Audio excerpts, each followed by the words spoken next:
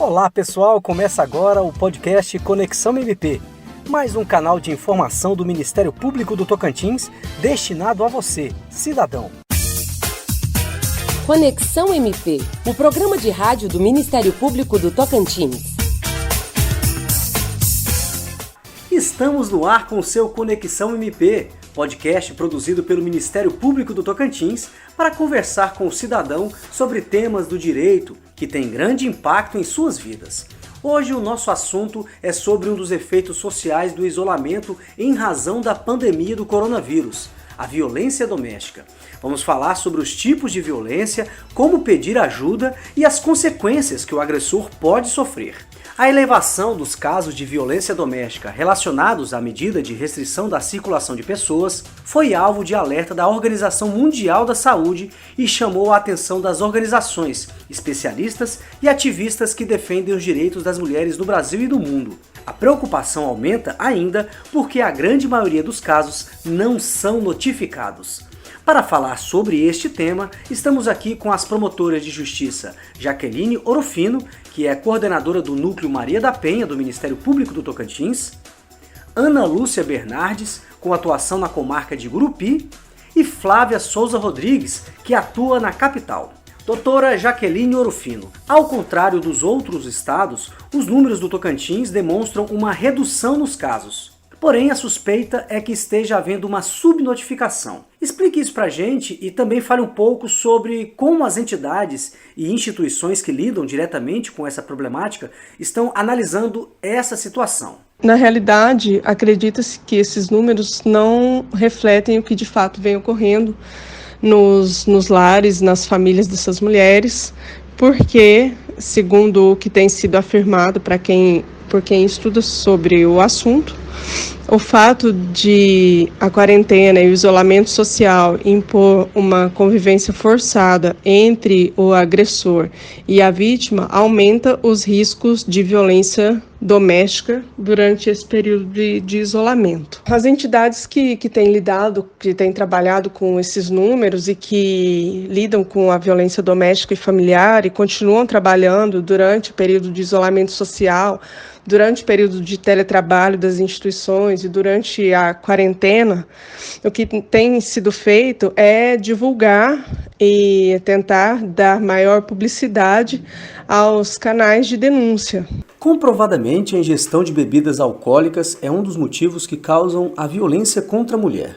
Doutora Ana Lúcia, a senhora que atua na comarca de Gurupi diretamente com o combate à violência doméstica e familiar, o consumo de bebida alcoólica continua sendo a alegação da maioria das mulheres? No dia a dia, o que a gente mais percebe no atendimento a vítimas de violência doméstica é que os atos de agressão, eles são gerados em um ambiente onde que o agressor faz uso de bebida alcoólica e às vezes até a própria vítima também. Às vezes os dois estão consumindo bebida alcoólica, inicia-se uma discussão e ele passa a agredir a companheira e ela revida, ou às vezes ela simplesmente não tem condições, né, de nem revidar e nem reagir, e esses fatos são gerados em um ambiente onde que a bebida alcoólica está sempre envolvida.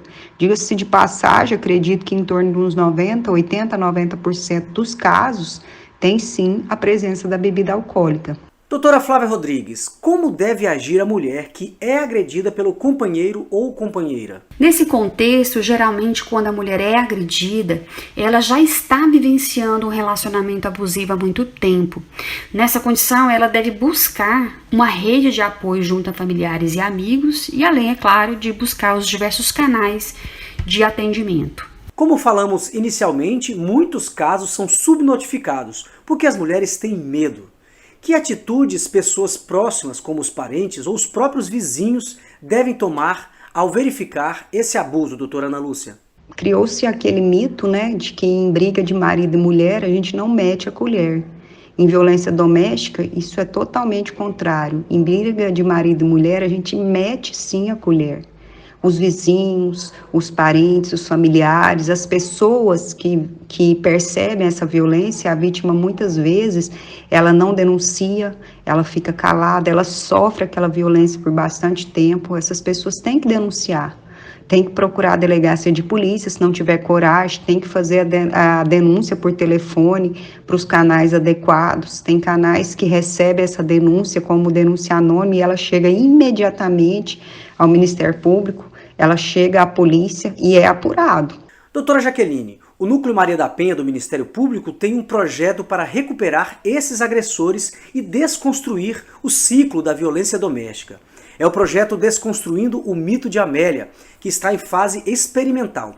Fale um pouco sobre esse projeto e como está a execução dele. Se trata de um projeto piloto que está sendo desenvolvido pelo Núcleo Maria da Penha, do Ministério Público do Estado do Tocantins, e vem ao encontro da alteração feita na Lei Maria da Penha, pela Lei número 13.984, de 3 de abril deste ano, portanto, uma alteração bem recente, e que passou a incluir, dentre as medidas protetivas de urgência, a frequência do agressor aos centros de reeducação e reabilitação e acompanhamento psicossocial. O projeto já está em fase de execução, as reuniões foram suspensas porque eram presenciais, em razão do período de isolamento social, em razão do Covid-19, mas as reuniões com os agressores, reunidos em grupos de 15 no máximo, já se iniciaram, são feitas no Ministério Público Estadual, e o projeto conta com instituições parceiras, o Tribunal de Justiça, a Defensoria Pública, Secretaria de Segurança Pública, enfim, não vou mencionar todas para não incorrer no erro de me esquecer de alguma delas. E durante essas reuniões se tenta trabalhar temas para desconstruir os mitos da masculinidade tóxica e tentar levantar as causas de violência doméstica para evitar que haja reincidência dos casos de violência doméstica. Onde o projeto vem sendo executado há mais tempo, tem se mostrado bastante eficiente na redução dos números de casos de reincidência. Constantemente, a legislação é alterada no sentido de dar maior segurança às mulheres vítimas de violência, mas também para endurecer as penas contra estes agressores. O que prevê a lei quanto à penalização do agressor, doutora Ana Lúcia? Devemos exaltar a Lei 11.340 de 2006, né, que foi a legislação que tipificou o crime de violência doméstica, que completará 14 anos agora em agosto de 2020, né? Essa legislação, para se ter um exemplo, ela endureceu muito a pena dos crimes, né? Ela modificou bastante as penas. Por exemplo, não tem como eu te dar uma resposta geral, né? Depende do crime. O crime de lesão corporal, que é o que mais acontece no dia a dia da violência doméstica, ele tem como pena, é o artigo 129 do Código Penal, a pena do artigo 129 caput, que é ofender a integridade corporal, a saúde de outrem, ela é de detenção de 3 meses a 1 ano. Se essa mesma lesão corporal for praticada no âmbito doméstico, o tipo penal é o 129 parágrafo 9º, que é aquele praticado contra a mulher. Essa pena é de 3 meses a 3 anos. Tocante ao crime de feminicídio, não podemos esquecer que foi incluído uma qualificadora no parágrafo 2º do artigo 121, inciso 6º, onde que ele tipificou o crime de feminicídio como um crime de homicídio qualificado, seria uma qualificadora. A pena que anteriormente, para um homicídio cometido contra a mulher no âmbito doméstico, variava de 6 a 20 anos, com a inclusão da qualificadora, com a Lei 13.104 de 2015, ele passa a ser um crime qualificado, homicídio qualificado, com pena de 12 a 30 anos. Além do que, esse crime de feminicídio é tipificado como crime hediondo, pela Lei dos Crimes Hediondos, por se tratar de um crime de homicídio qualificado, e não um homicídio simples. Doutora Flávia, onde procurar ajuda?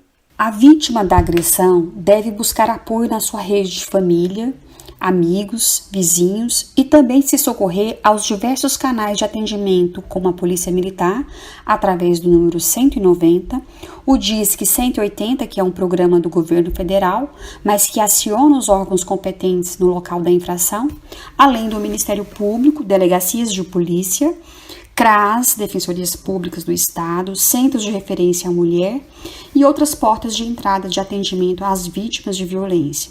Agradecemos às promotoras de justiça Jaqueline Orofino, Flávia Souza Rodrigues e Ana Lúcia Bernardes pela participação no Conexão MP. A gente se despede por aqui informando que o Ministério Público do Tocantins continua fazendo sua parte no enfrentamento da Covid-19. A orientação é manter o isolamento social indicado pela Organização Mundial de Saúde e pelo Ministério da Saúde. Se você tem alguma denúncia, acione o Ministério Público pelo telefone 127. Até a próxima! Termina aqui mais uma edição do Conexão MP.